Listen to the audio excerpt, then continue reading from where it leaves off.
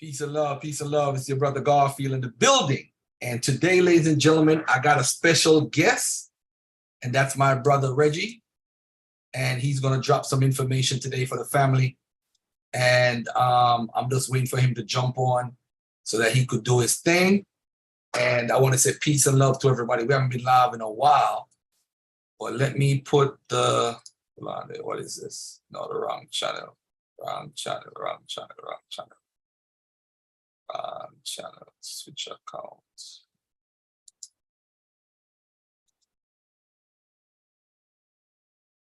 Okay, this is the right channel. Okay, brothers have the wrong account. Okay.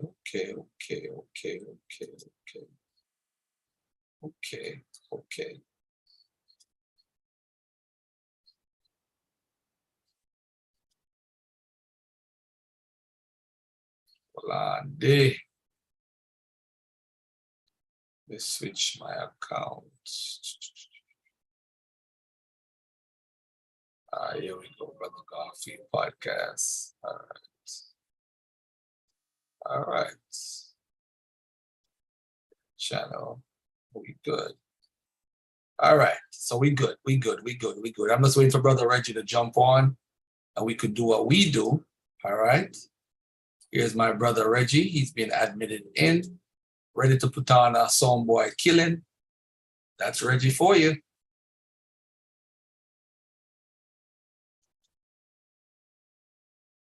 Reggie, oh, you look like you're hiding. But I'm hiding. Okay, you're about to drop some mad good science right now. Don't be hiding, bro.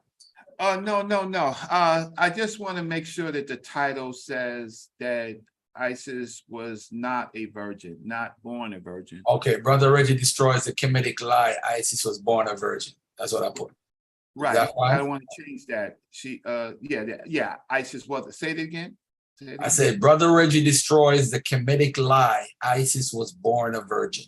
Okay, I don't want to say she was born a virgin. I would say that Isis was a virgin, right? So not born a virgin, because I'm sorry. I gotta change that. I'm gonna change it. Change it right now. Yeah, the virginity myth of Isis. Brother Reggie destroys the virginity myth of Isis. Of a set. Okay. Isis is fine because these people are actually Greek. Yeah, they're following the white man Kemet, white man version of Kemet. So yeah. Brother Reggie destroyed the Kemetic lie. Isis was a virgin, or how do you want to word it? Yes, the Isis virginity myth destroys the Isis virginity myth. Isis virginity myth. That's kind of ironic because she's a myth. So yeah. Virginity myth. All right.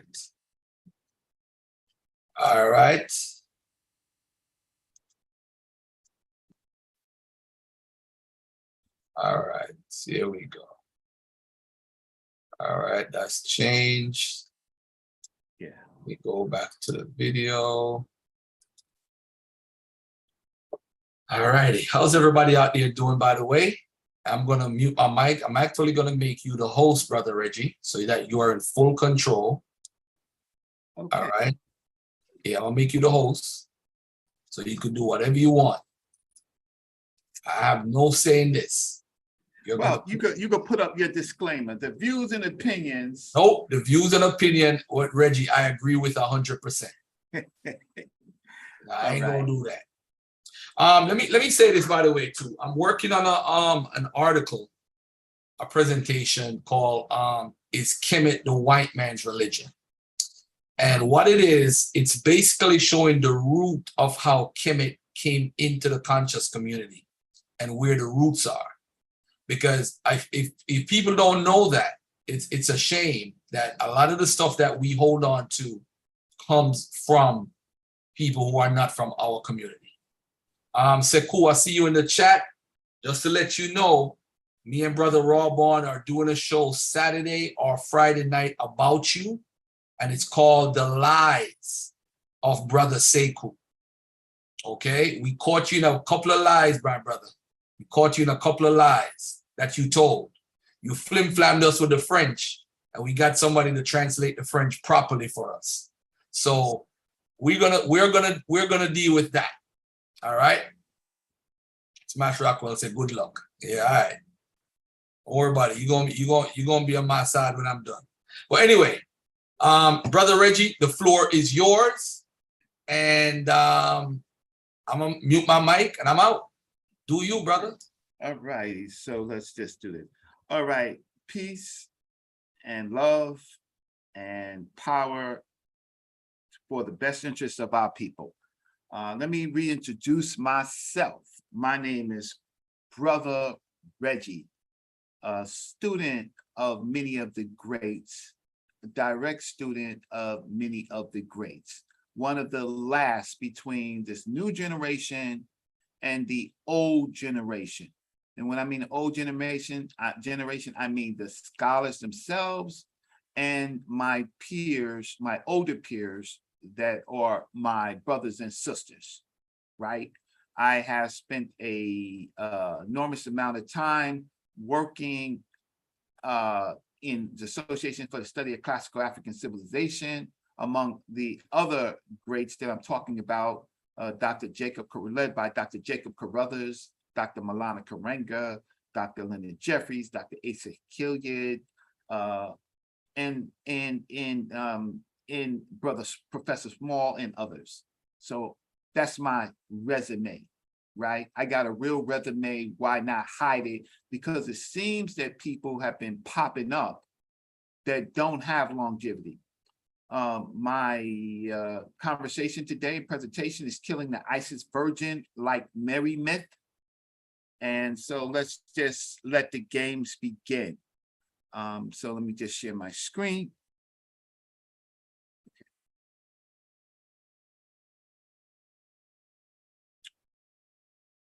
Hopefully you can see my screen. That I need to check. Garfield, can they see my screen? I'm not in the chat, so I'm gonna have to check the chat to see if people can see my screen. 1 second. You're good. You're good. You're good. You're good. You're good. All righty. Put it back up. Put it back up. There you go. It's on the screen. All right. So, unfortunately, ancient Egypt, the studies of Tawi civilization, Hindu civilization, then called now Kemetic civilization, is new to our people. We've only had it for the last 30 years. We've only had it for the last 30 years. In that 30 years, only a few people have actually been able to get the skill set to read the Medu Neter. We have more now than we had with our older class of scholars that gave us a lot of information that the new generation has never checked. And the older generation, many of them relied on sources, but didn't have the material to check it. So this is not about knocking my elders because they relied on their sources. And their sources, unfortunately, weren't good. And again, we only really began this work 30 years ago. Sure, Sheikh Diop and others in the 50s and 60s, Antonin Furman, prior to him, Delaney, but the primaries were difficult to have, so now we have more primaries. Killing the ISIS virgin myth like Mary myth. What do we want to say ISIS or do we want to say a set? The reason why I say that is because most of us actually believe in the ISIS virgin myth, and we call it the African Set. So we're actually many times looking at ISIS. We're not really looking at a set. Because if we looked at a set, we would have to look at the primary materials. So what our Greek Kemetic teachers are teaching us, and some of our elders have taught us, is really about looking at it from ISIS. So I'm gonna read this passage from one of the myths. The tree became far and wide for its thick trunk and beautiful flowers. It became so well known, in fact, that the local rulers, King Malcander and Queen Athenius, determined it to be the perfect pillar for their new palace and had the tree cut out. Unbeknownst to them, the section they had chosen to use for the pillar contained the body of Osiris. Isis arrived too late to find her husband and recognized that she had lost him once again. She sat in moot despondency long enough to draw attention of a pair of Queen Athena's handmaids. The handmaids struck up a conversation with the depressed goddess and became perfumed by their proximity to her. So these words, Athenaeus, and you can look and find them around the 1st century BC, 4th century BC, right? Athenaeus is a 4th century prophetess who told Alexander the Great of his alleged divine descent. So Athenaeus in the 4th century told Alexander that he was going to be the great pharaoh of ancient Egypt. Nice. This story winds up in one of the Assyrian myths. Your teachers, who you are faithful to them as adherents or servants or even slaves, don't separate out ancient African lore from the lore of who you really believe, which is the Greeks. So this is the Isis. This is one of the Isises that you get your story from. Her. Let's go to another one. If in this debate that Brother Garfield has with Brother Jabari, if Jabari uses any Greek references to link Egyptian Christianity, as in the context of did Christianity stole ancient Egypt, then we know that he is referencing the Greeks. And if he's referencing the Greeks, he's not a priest of Old Kingdom, Middle Kingdom, New Kingdom. He's a priest of the late period and a priest possibly of the Ptolemies. Now, I don't know what he's going to do yet, but I listened enough. But you know, my conversation doesn't matter because you all know my research is poor. You all know that. My research is poor because he said it. Great. The songs of Isis and Nephthys. You should know by the title that it's 4th century BC Greek, even though it's written in the African language in the version of hieratic. It says, the firstborn in the womb of your mother. Oh, that you would come to us in your former shape. The firstborn who opened the womb, whose body was weary when it was bandaged. Where is he who once trod the earth, who was great even in the womb, with Uraeus on his head? The Lord, the child who came forth from the womb of her, whom the gods made pregnant, who opened the west out of due season. He is indeed a son who opened the womb, and the power of Geb is over his mother. Well, this is one of the stories that we believe is ancient Egyptian, but it's Greek. And we can get connotations or false connotations that she was a virgin by these wordings of the first to open the womb. And some people might say that she's a virgin, right? She didn't say, well, in this case, we're going to have to look for the Greek sources or and we're going to have to look at the hieratic to see if it says open the vagina. But nevertheless, it's not a traditional African story. Now, you might say the Greeks got it from the ancient Egyptian priests. You might say that. You're going to have to show the evidence of it in Egyptian texts. Well, let's continue. Now, the Kemetic Greek Christians, the Greek Kemetics will try to draw some conclusions that Isis is like Mary and Horus is Jesus, and we got the stories from ancient Egypt. Well, in ancient Egypt, Tawi Hindu civilization, no Egyptologist, if we want to rely on them, says that Isis or Set was a virgin. They don't say that. So she's not a virgin. She can't have an immaculate conception.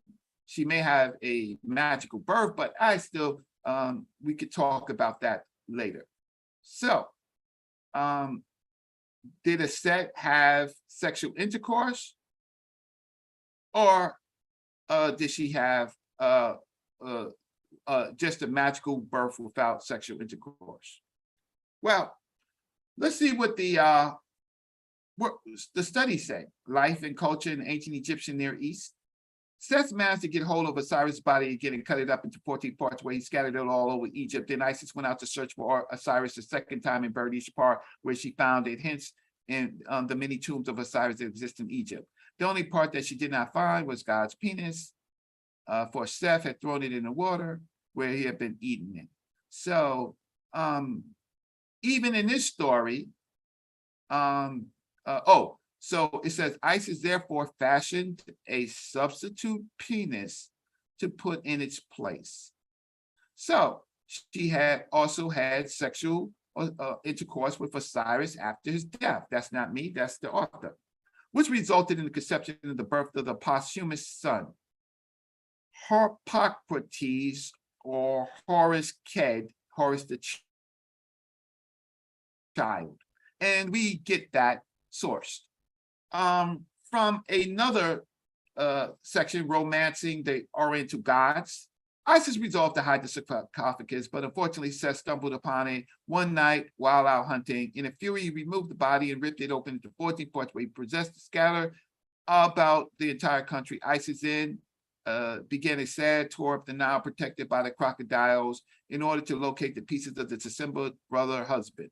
One by one, she discovered all of them and gave them burial, either as one version has it, where she found them, or by having statues of Osiris made out of an aromatic wax, and established a defunctive cult at each site in order to prevent Seth from discovering which tomb was a real one, and to ensure that the cult became as widely diffused as possible.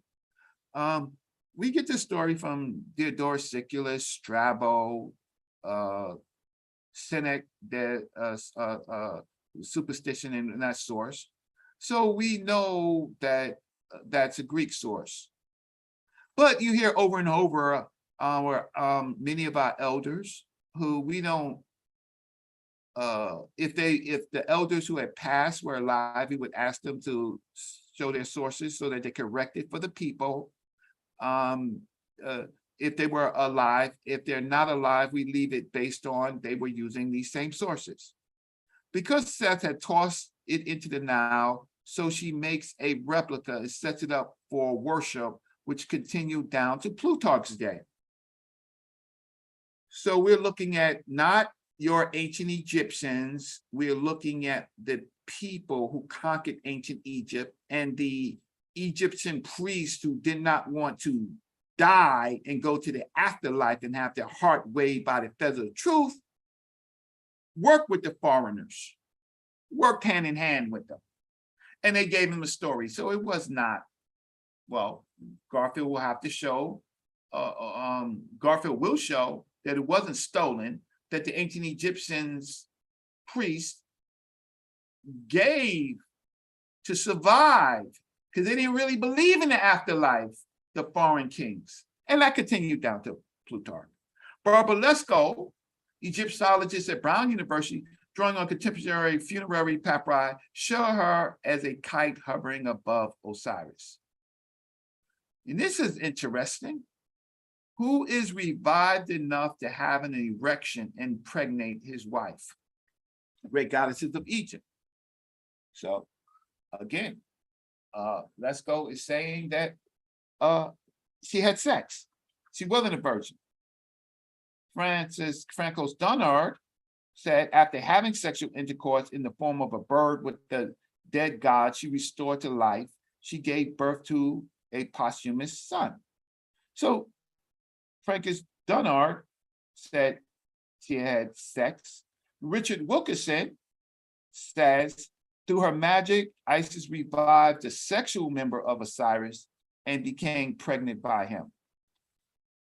Oh, maybe we're getting the Osiris drama wrong altogether. Maybe Osiris was never really resurrected on Earth. Maybe she just revived his sexual member. Anyway, she had sex with it.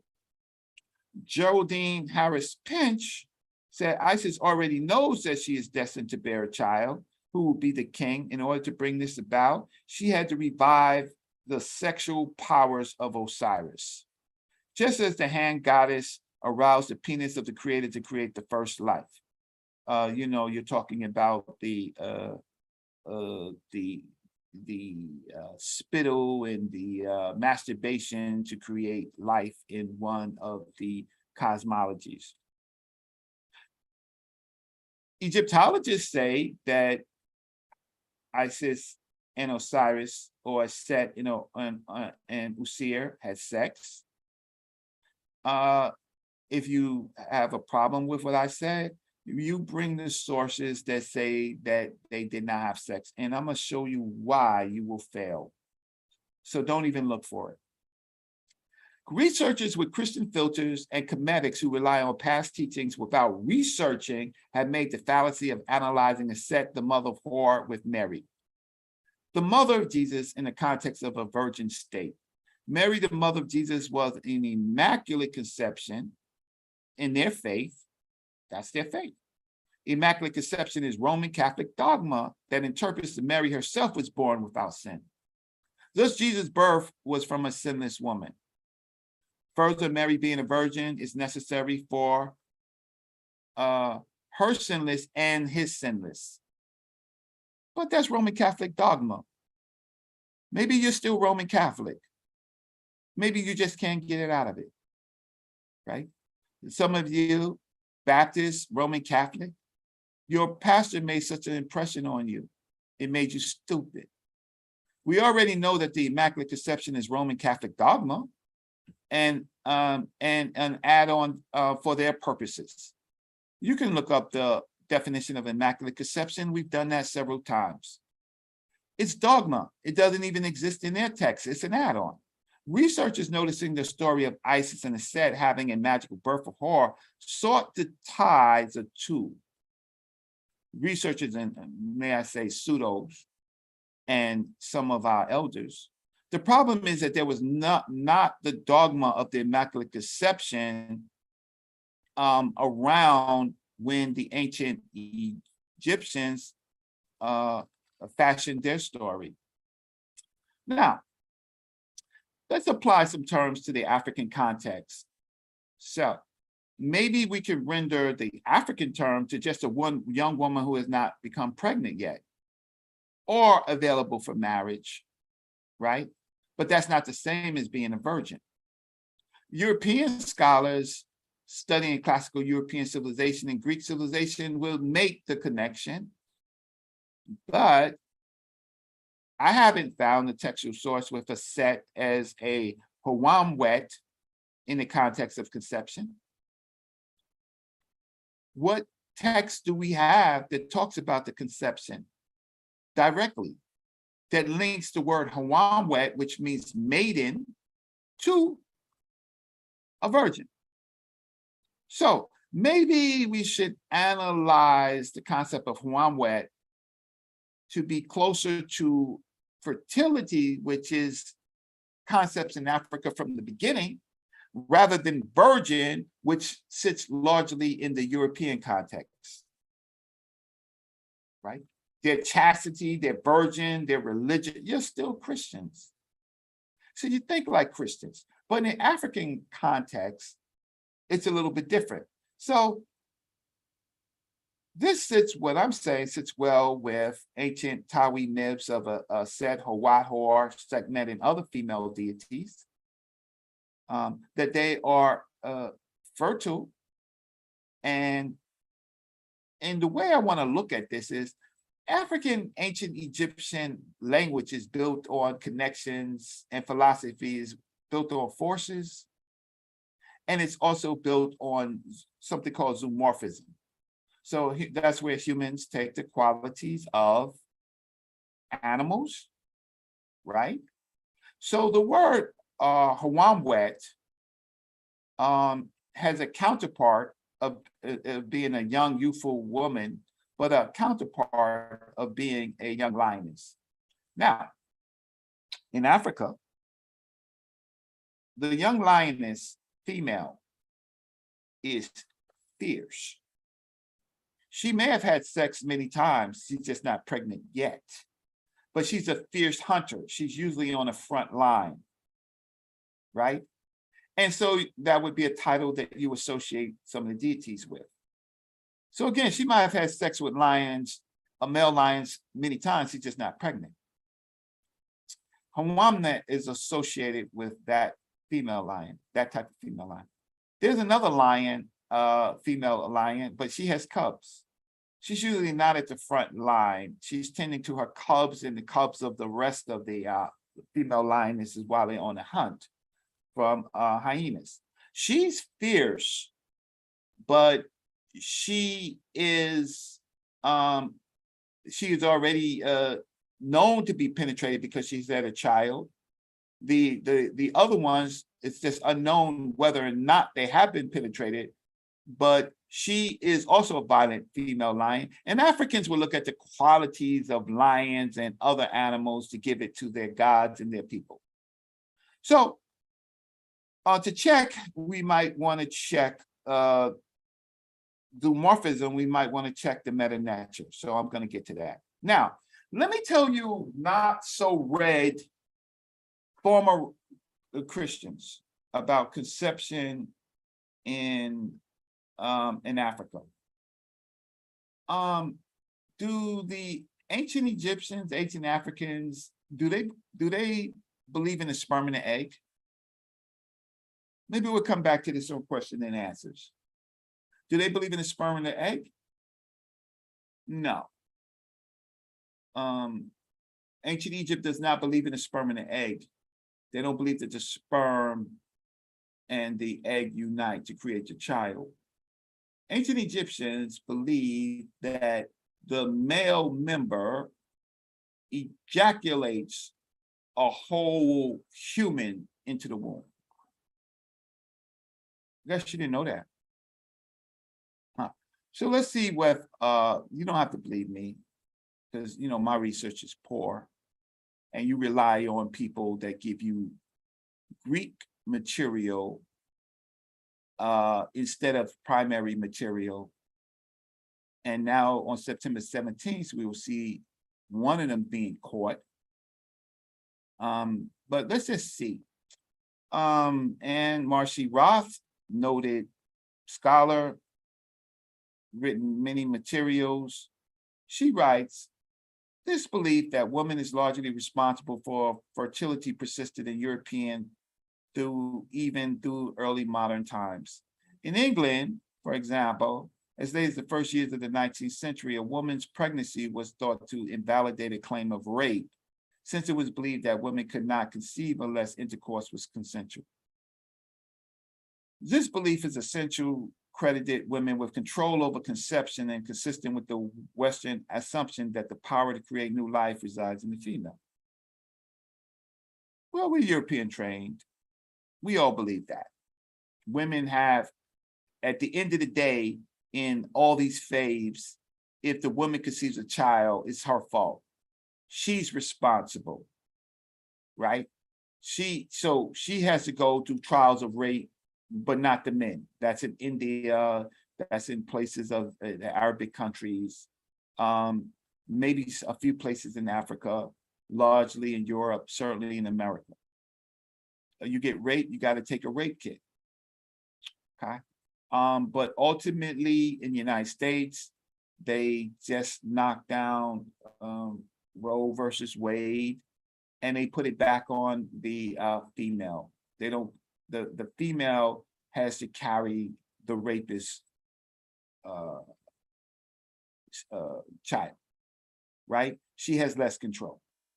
But however, Egyptologists have tended to assume that this Western model was also held in ancient Egypt. And let me just add, Egyptologists and Comedics have tended to assume that this Western model was also held in ancient Egypt. However, if we define fertility specifically in the act of creation itself, it can be argued that in ancient Egypt, women were not credited with creating new life.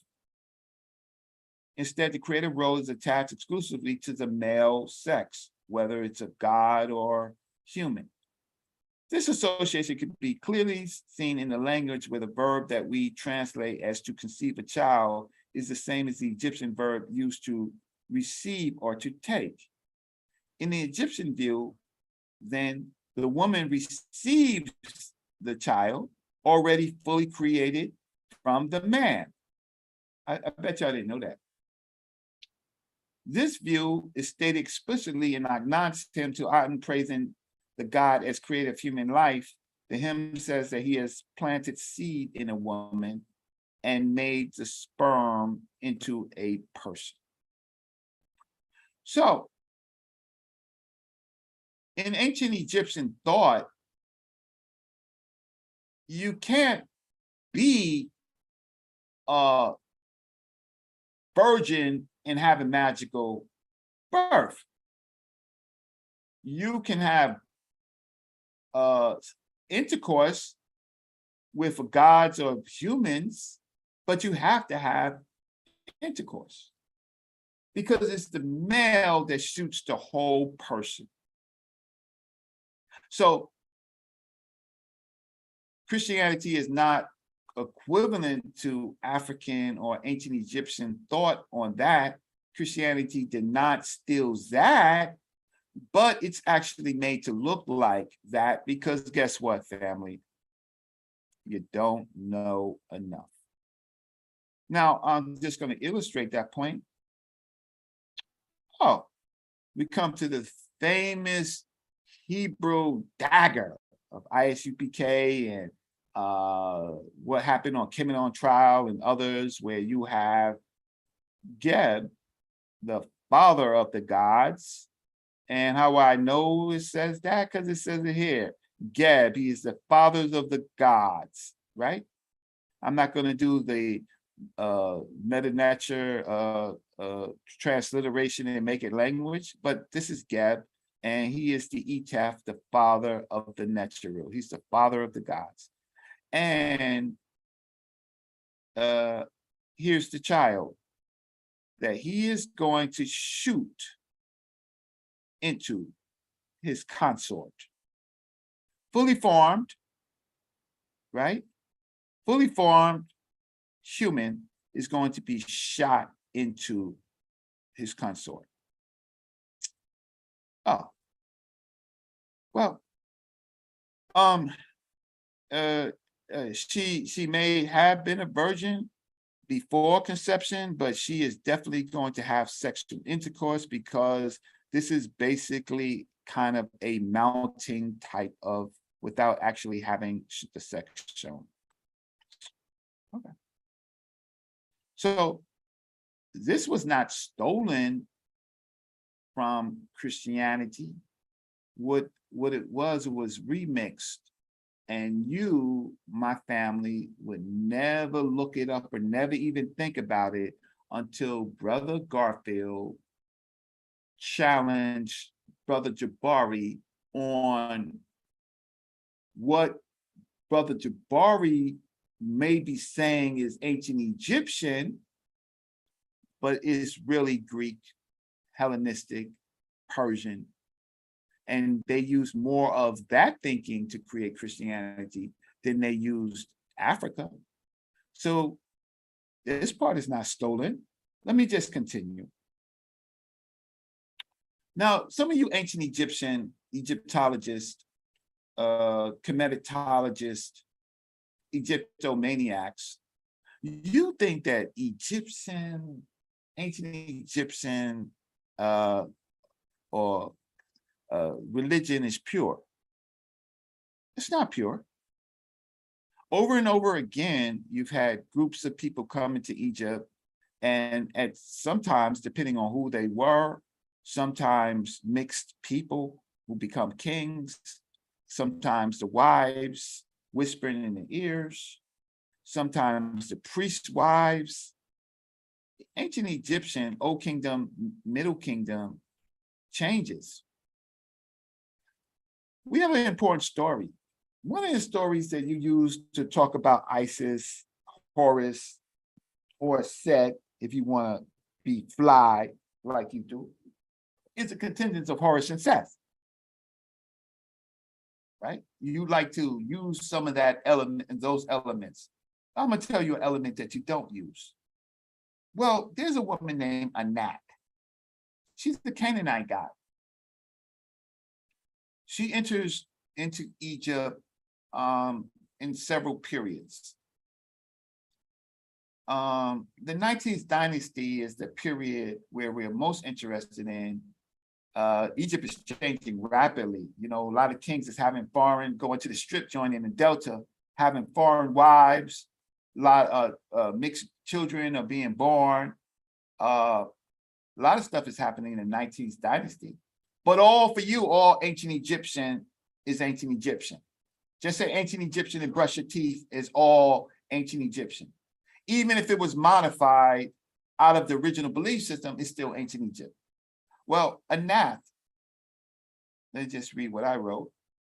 In the 19th dynasty, we had Canaanite female deities. I might have misspelled that, so I'll do this on the fly. Yeah, do that on the fly. Deity Anath. She is prominent with many of the foreign tomb builders that were hired by the Tawi for tomb building, you know, the royal tombs. These foreign tomb builders shared their childhood beliefs with the beliefs of their new home. They mixed it. That's called synchronization, syncretic. Anath is the former female deity. We find herself in the syncretic Tawi and Canaanite, misspelled that again, version of the contingents of Horus and Seth. Here is where Egyptologists build their concepts of virgin from, as she is a maiden, right?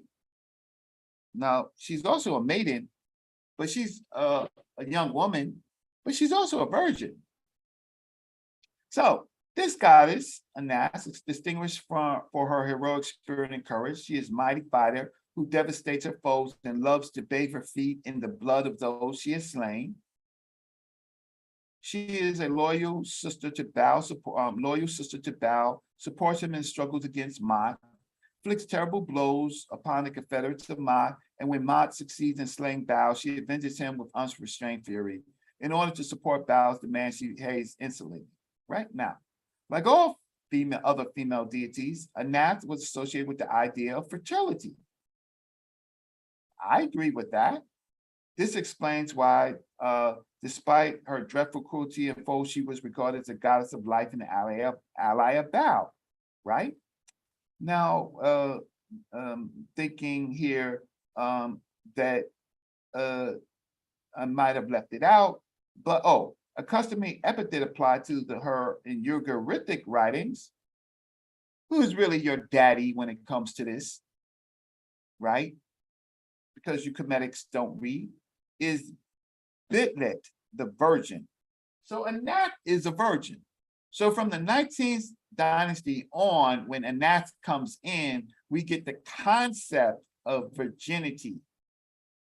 And that goes on and continues in the other stories, but the ancient Egyptian stories, I'm talking about Old Kingdom, Middle Kingdom, you're going to have to show that virgin persists. But I've already showed you here that there is no immaculate conception in ancient Egypt. Women have intercourse with males.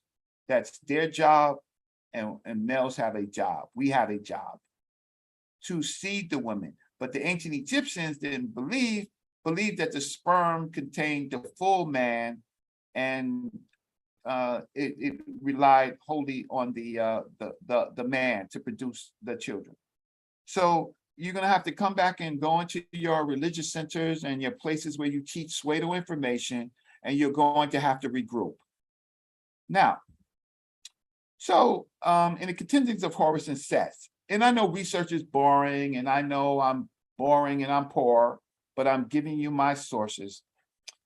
In the contingents of Horus and Seth, then Neith, the great god's mother, sent a letter to the Ennead, right, the Pesed Neteru, saying, award the office of Osiris to her son Horus. Don't commit such blasphemous acts of equity, which are illegal, or I shall become so furious that the sky will touch the ground.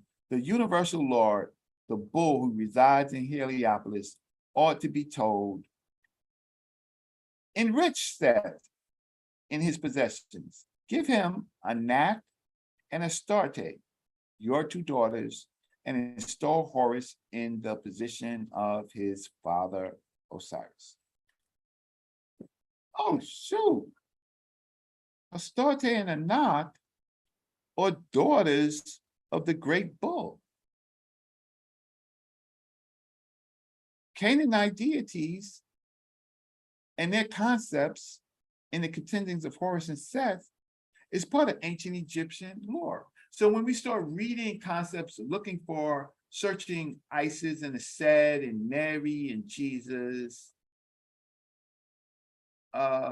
we find these concepts that are not necessarily born in ancient Egyptian. In the debate on September 17th, I am really sure that Garfield Reed will source all of the stories that Horus is Jesus, or where the opponent may say that he is Jesus, to show that that's absolutely incorrect. In ancient Egyptian, now the sources that that Jabari will rely on, and we know this because he's already done presentations, the crucifixion of the sun, and a lot of these weird Greek things. Isis is the virgin, all that type of stuff. Well, you know, we're going to find who said it. And what I'm showing to you, be very careful in your Kemetic practices in religion. You may be practicing foreign stuff and calling it African. So my takeaways: Canaanite female deity is associated with the warrior, and virginity is syncretically connected.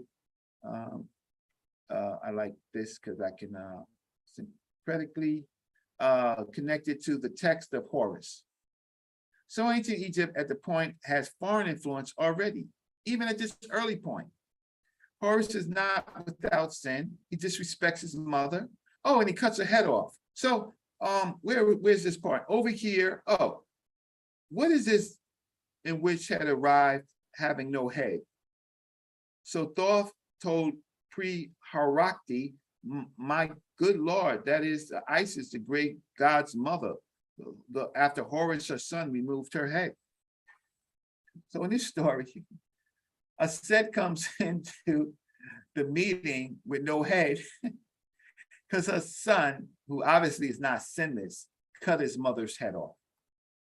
This is foreign influence.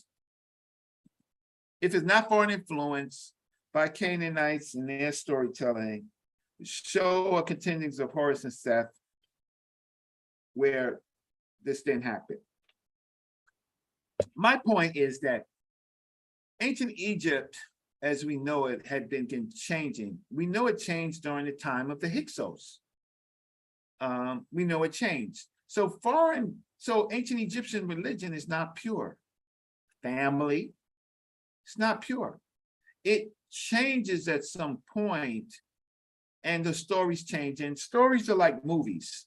the sequels and stuff like that. You know, they have some truth, some untruth, but none of this is true because it's a myth. But some of our people want to make myths more important than the truth. And sometimes, family, myths can be more important. Well, that creates schizophrenia. And a lot of our people are schizophrenic because they work in a world, they live in a world where they have these beliefs that are magical, but then they have some real life things, and they think that spirituality, they can tap into the mystery world to bring about changes in the real world. Wow, that's helped us a lot. Helped us a lot. Didn't help us in the slave trade. The millions that were crying and praying and begging on slave ships. God didn't help. But other groups of people say that we were in sin anyway, so it had to happen in us. And then they go and they make it look like, well, of all the people in the world, why did we have the most sin? And then we find out that it's because we didn't believe in their one God concept. But now we have to remix in our world where we have people reading Kemetic literature, and it's only really been around for the last 35 years or so that we've had our hands on it. And there's not a lot of good readers and checkers in our community. You see some of the best. You see Jonathan Owens. You see Dr. Riketti Amen and Brother Bonacci students. You see Infidisi students. I'm a introductory student of Dr. Riketti. You see Jed and Monk. And you see a few. But then you see people who just love to go to pictures on the wall and look at pictures. And then tell you not what the text says, like here. Right? They look at the pictures, but they don't read, they don't even attempt to read any of the Medu Neter at all, right? Not even a smidget, like the great Neter, right? I just can't see all of it. I don't know if this is a scribe, it's gibberish, and meant to establish Nefer. I don't want to go through all of it, but the fact of the matter, here's Hotep. You all say Hotep, you don't even know that this is Hotep. But you listen, you say Hotep all day and brush your teeth with it, but you can't read it on the Medu Neter. And here you have Pet, the sky, in the sky, born the Neter, right? You don't even try to do that. You say, see, family, right? The weighing of the heart is being weighed on a feather. Family, we're gonna win this war.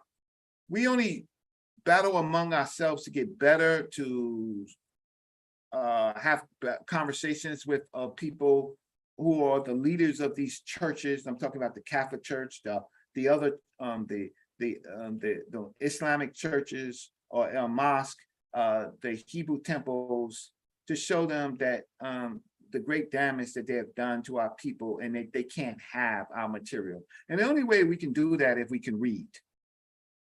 Now, this term, Hawemwet, here it goes right here, has been most associated as meaning a virgin, Hawemwet. So we go to the TLA. Jonathan Owens has done this on his channel.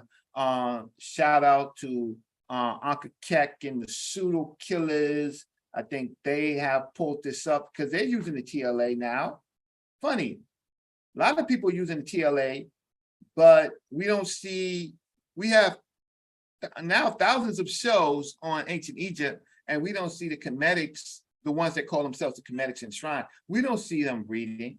Well, anyway, Hawemwet is a girl or a maiden from the water bush. Hawemwet is also a pupil, like pupil in the eye. Hawemwet is also a young lioness, dictionary of coffin text. Hawemwet is also a maiden in the context of a goddess. Hawan wet tea is 2 maidens. Okay. Let me just check again. Where do I see virgin at? Where's virgin? Oh, so if the dictionary says maiden, now do we take maidens and do some multiplication and make maiden now a virgin?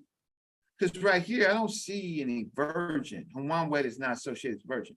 So let's just see what the Vigus says. Hawan wet, maiden, pupil of the eye, maiden, young lioness, pupil of the eye, maiden, Hawan wet, pupil of the eye. Hawan, okay, this is a different word. Hawan net, rejuvenated old people. Let me just check again. Hawan net comes from youthful vigor, infancy, youth. Hawan to be rejuvenated, to be refreshed. Huh. So maybe there's dogma like a Roman Catholic Church with Immaculate Conception, where we take the word maiden and then we do some pseudo multiplication and make it a virgin. Let me just go on. Okay, so we did this already. This text by translation by Carlos Garcia Zamacca. I'm not going to read the Medu Nature, but Hawan wet is here. It says it is for the inn that these winds have been given by these ladies. So Hawan wet here in a Egyptology translation is just these ladies, not associated with virgin. Let's go a little further. Now, we have one that actually says virgin. So we have a text here. I'm sorry, I thought I put the, I apologize to the author for not putting the source, but I thought the source was here. I think I moved some things around. But anyway, it says, when the royal children pacify you what is desired, that's over here, the whole tab, the royal children, right? Pacified, merit, what you desire. The officials concentrate the offerings to you. This is the officials concentrating the offerings to you, right? When the lector exalts you in atoning a hymn, when the lector, so this is the, actually, it says Keri Heb. This is the lector priest, the Keri Heb, the big priest, right? Exalts you in atoning a hymn, the magician reads the rituals. Then it says, when the organizer praises you with his lotus blooms, the procession take up the tambourine. Okay. Then it says, the virgins rejoice for you with garlands, the women with the wreath crowns. So this is where it says the girlings rejoice for you. This is the Huemwet right here, right? Huemwet right here, and this is the garlands. Nice. So he inserts virgins because he's seeing an African festival in the context of a feudal European festival. He might make that, but the other text, it just says young women, young ladies. But if I get a translation like this and I don't do the homework, I won't, and I just take this, I won't examine this concept. Where's the sexual connotations? What? Because there's a wreath, there's garlands. Well, young women like flowers, right? Young men like what they like, tools, weapons, right? Musicians like what they like. Where's the sexual connotation? I know that some of you will be fighting me tooth and nail because you love your master. Just say it. Say it, family. I love my master. Say it, family. I believe everything my master says. Say it, family. I wholly in my heart believe what my priest says. Say it with me, family. I love what my priest says. And then when you grow up and you start researching and you find problems with your priest, then you ask the priest and they tell you you're sinning, you're not following the way. In some circles, you get beat up or kicked down the stairs, you become outed. And in other places, you know, you get name calling and stuff like that. Maybe it's all in fun, but you know, everybody knows I am a cockroach. Everybody knows that I'm a traitor. I'm a cockroach. It may be done in fun. It's not fun to me because it's my life and my work, and I've done a lot of stuff in this community and I've helped people. I can't see why I'm being called names. Am I just being called names just because I'm siding with scholarship with Brother Garfield, who's going to do a better job than I am? I'm just saying that I'm just doing my part in saying that the ISIS myth of a virginity is just a myth and it's European. And you've been listening to your priest, right? Say it with me, family. I believe in what my priest says, no matter what. So the lemmings, Hawan, him, and Hawan, wet, F, fat, so this is the masculine and this is the feminine, have been attested since the pyramid text and originally denoted a boy, youth, or girl. That's all, no connotations. However, at the same time, the metaphorical use of when for pupil on, the lexeme no longer is preserved in Coptic, but there are other lexemes in Coptic that describe the pupil in a similar metaphorical way. All right, see the references. Child, literally mean a man in his eye, literally a daughter in his eyes. Interesting, the phenomenon of describing the pupil metaphorically with expressions of little girl can also be observed in over 30 languages. Pupilla, girl. Not virgin. Just simply girl. What's up with the extra connotations? The dogma. I'm almost finished. Here's another one, translation. The Horus, strong youth, the two ladies who has conquered through the might.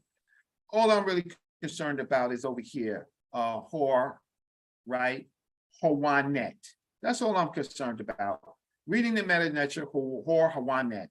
The Horus, the strong youth. That's all he is. So is Horus a virgin? Does it matter? It only matters if you want to connect Egyptian with Christianity. Then it matters. But if you just read it, he's talking about Horus, the strong youth, Hawam, with the two ladies who has conquered through might, the golden falcon, powerful over years and great triumph, the king of Upper and Lower Egypt. And guess what, family? This text is exactly what I'm concerned about. Here, your Pharaoh family, written in the Medu Neter family, is none other than Caesar. So family, your Pharaoh may not be Black. And family, not all, and I'm not going to say many, because I do respect Africans that I do respect their beliefs. I respect their beliefs. What I don't respect is when they take their beliefs out of context. You will never, ever hear me talking about Infidisi Jehudi Mas, ever. You can read Meta Neter better than me, up and down and around, right? I just show it. He just doesn't throw pearls to swine, right? He makes you work for it so that you come out a certain type of way.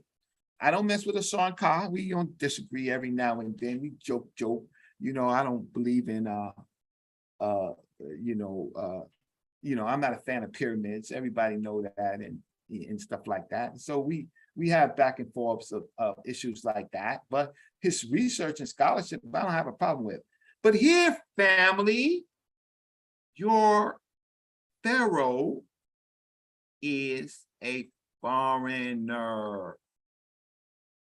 I hope you're getting my point that ancient Egypt, some of the things that you're reading from Egypt is not really ancient Egypt. It's syncretic beliefs. So it's not stolen. How is it stolen, family, when your pharaoh has Medu-Neter, and he is the king of the Upper and Lower Egypt, and he is the golden falcon, right? He is the Horus. Emperor Caesar is Horus. Family. But that's not ancient Egypt. You know, ancient Egypt was stolen. No, not when traitor ancient Egyptian priests who don't believe in the weighing of the heart consult and work with the new invading king. Let's just go on. I'm almost finished, family. Okay. Oh, heck, I'm at the last two slides. Oh, this right here, family. Let's blow this up. Y'all gotta see this, family. This is Isis. This is a Set, family. And this is her son, Horus, family. You can see that. But if you can't read the Medu-Neter, you don't know that a Set here is actually Cleopatra. And Horus, her son, is really Caesarion. And when you go and see this family and you can't read the Medu-Neter, you are worshiping Greek gods, Ptolemies. And you're gonna, and this story right here is the same, a sentence Horus story. She didn't steal it. She's the queen, the ruler of Egypt. She's the Norsut Biti, the Satra.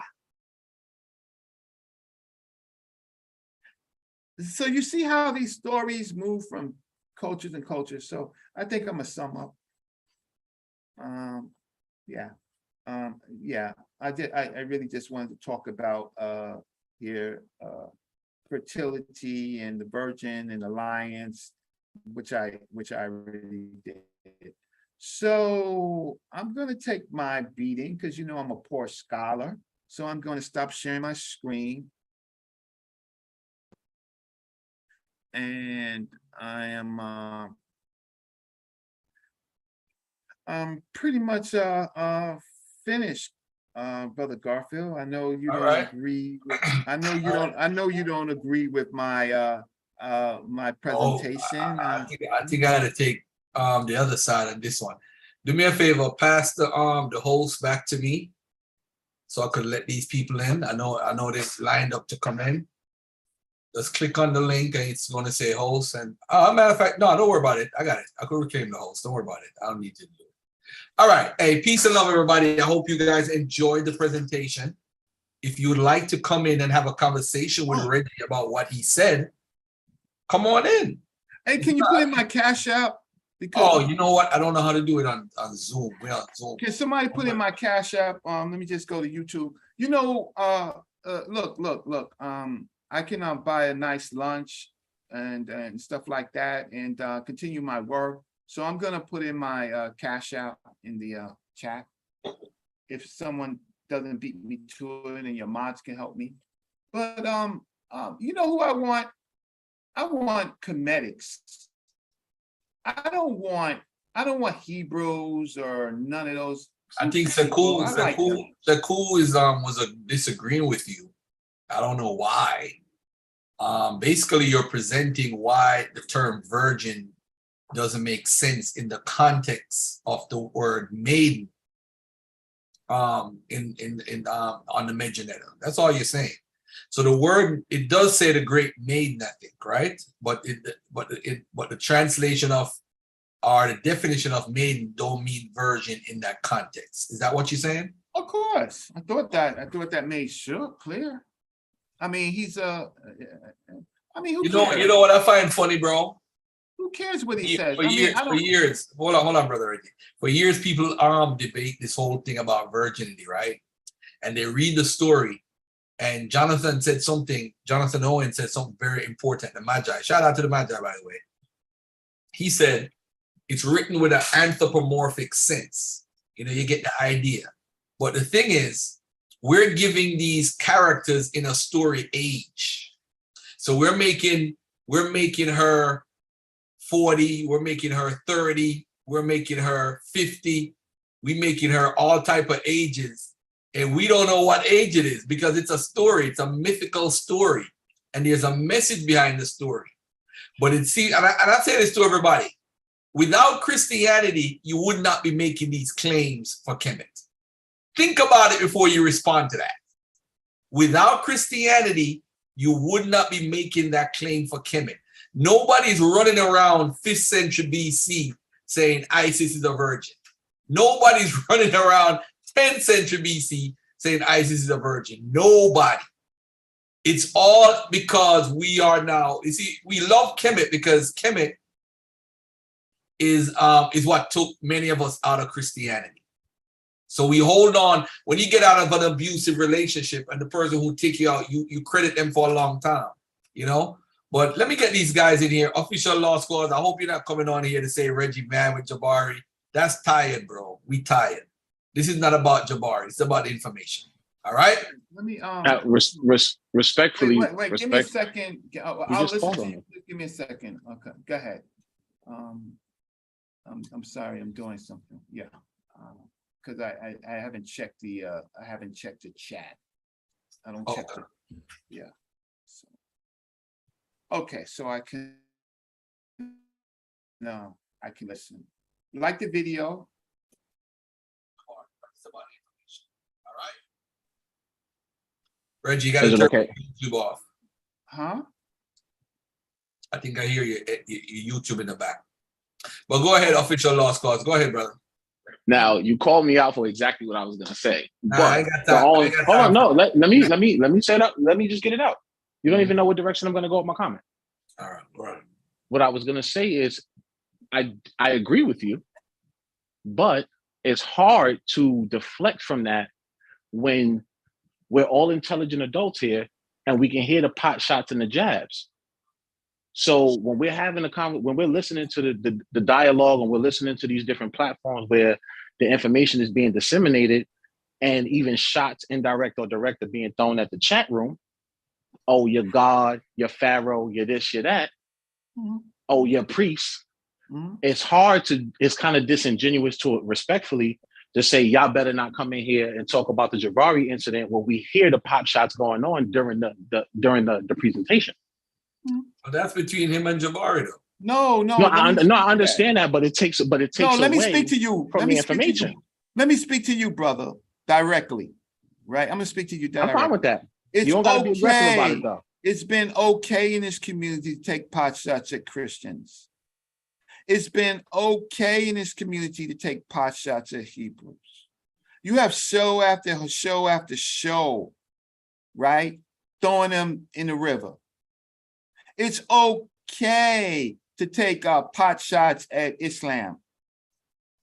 Now, when we do our own work and clean our own house, and you're not a part of it, I don't know who you are, brother, but I have been in several communities doing all those things. And so I just choose to clean our own house, to stop cults bringing up. I'm not saying that the brother is a bad brother, but I am curious when information has to be paid for, and I get a sense that the information is not correct, and our people are buying it, and we excuse a lot of things in our community a lot of scams in our own community. We excuse it based on popularity of people. And this is YouTube, bro. This is YouTube. You know, Reggie, hold on a second. Let me say a point. Hold on, Reggie. Let me make a point. You know, for years, I was going in on different people from different groups, right? Nobody said, hey, why you throwing shots at Kataza or Tazariak or Brother Daniela, the King James craziness? Nobody said a thing. But the minute something is said or somebody throw a shot, it's just the way how YouTube is. I don't know why there's such a big uproar when it applies to one individual. I don't get it though. For me, I can speak for myself, bro.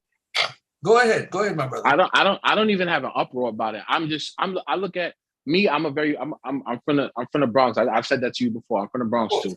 I come from that energy of keep the same energy and make sure that energy remains consistent. A lot of people, with the exception of maybe Rob Bourne, wasn't really going like this at Jabari for many years. And it seems, and I'm just as a speculator, that this didn't come about until there was some level of crossover between personal issue and information related issues. Well, talk to me directly, brother. I'm on the chat. You don't have to talk to me a second. Bro, but you don't gotta be aggressive. You being emotional with me, and I don't even know you. What I am saying to you, good brother, I'm not, listen, I'm okay, good brother, official lost cause, right? Good brother, I have been targeted. I have been called a traitor. I have been called a cockroach. I have been called not on my information. So look, and my research has been called poor. So this is my work in the community. I'm a human being. I have parents, I have children, I have brothers and sisters, I have ex-wives, I have women that love me. They go on YouTube and they hear this. And I just say, well, let's just deal with the information. Official lost cause. Can we deal with the information that I presented, not what's going on? Can we just deal with what I said is wrong or incorrect? Can we do that? No, absolutely. That's why the initial point that I made was it's hard to stay on just the information when the personal shots is being thrown off of a situation that is semi-personal. Well, I told you why. The brother said my research was poor. He said it was frosting at the mouth. And I just say, okay, so now if you keep talking extra and not about the information, I'm gonna tip the whole wheelbarrow over. Now, the wheelbarrow is the information. I'm gonna tip the information. I'm not gonna do anything to the brother. I'm not built like that. I don't do that, but I will drag your poor information, right? And we completely. And I can speak for myself. We definitely. So can we just talk about my presentation? Forget how many pot shots did I take? What? They don't read the men and lecture. That's true. Stop for a minute. Stop for a minute. Hold on a second. Let's regroup a second. Let's regroup. All right. Mute yourself a little bit. Official last cause. Let me see what brother Sekou has to say. Sekou, what's up? Yes, I'm good, man. I've just been listening, but I have a question for Reggie. But before that, I want to say what I hear from him is a little bit he's been attacked. His Sekou, stop for 1 second. 1 second, Sekou. He came back and said analysis was poor. Somebody said analysis was poor. Sekou. Your signal is horrible, bro. And we're on Zoom. Oh, really? Yeah. It's horrible. That's weird. Let me come out of the room. What's going on? Can you hear me? Yeah, you sound better now. Okay, I was saying, well, I have a question for Reggie on the issue of maybe. Hold on. Okay, go ahead. Let me hear your issue. Go ahead. Yeah, I have a question on the issue of mating. So let me, yeah. So first of all, the English word mating, the etymology, I want to check it out. It comes from a Germanic root word, which means also virgin. So, but we are dealing with a different language, which is not a European language. So my question is, on what foundation is he saying maiden can't be virgin?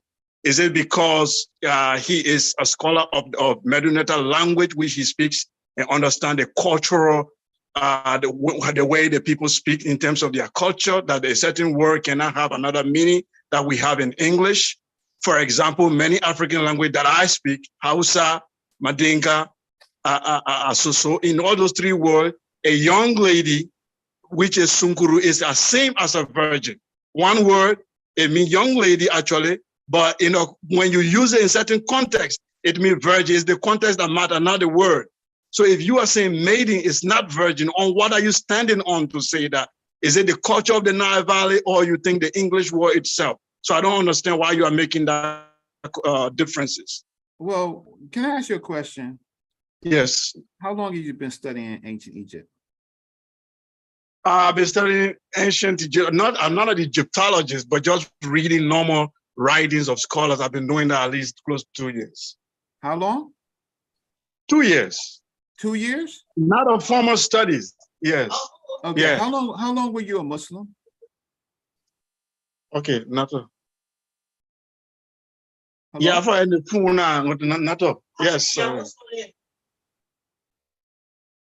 How long were you a Muslim? All my life since for more than, yeah. Right. Okay, so ancient Egyptian studies requires us to try to read and translate the text. And we know that Germans are great translators, French and English are acceptable, but the German school and the French school has had a longer reign with the Meta Nature. Why can't we just translate the Meta Nature for the words directly unless there is a connotation? So what I did show you, which you don't understand or you didn't want to listen or you couldn't, is that the Egyptian concept of conception is that the man delivers the whole child, the male netter delivers the child in full, and he has to do that by penetrating the woman. So the woman cannot have a child without a penis. Now, in the European worldview, based on Greek and virginity, and in even in Canaan, some Canaanite and stuff like that, they have a different view. It becomes a magical birth where a penis, which is unclean, is not needed for sex. In some cultures, all it means is someone needs to be able to blow in the undergarments. You know which culture that is, right? Or an angel needs to visit and just alert the woman that she's with child. But in the African concept, almost everywhere in Africa, the male and female make love, have sex, whatever you want to call it, to produce a child. In the culture of African people, which you say you are an African, even if the woman was a virgin at some point, when she gets married, she consummates to create a child. What is your question, brother? I'm confused. Okay. No, I think I asked you the question, but the way you answer it, that is not satisfactory. Here is my question to you. First of all, you deal with the vocabulary that the word maiden is not virgin.